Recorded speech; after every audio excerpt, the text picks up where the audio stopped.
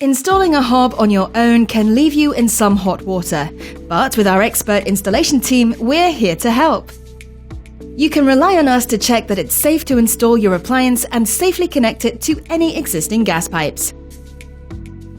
We'll also test that it works. But before the work can start, you'll need to consider the hot zone. This is the area directly above your cooker or hob. Make sure that it is free from flammable items such as wood, wallpaper, plug sockets or wiring.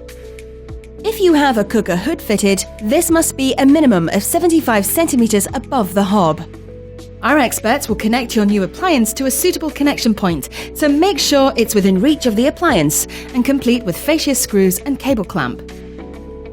Safety is important, so please ensure any gas work is complete and the pipe capped before the delivery of your new appliance. So to make sure you're ready, have a look at the checklist, and within no time at all, you'll be cooking with gas, or electric, or ceramic, or induction.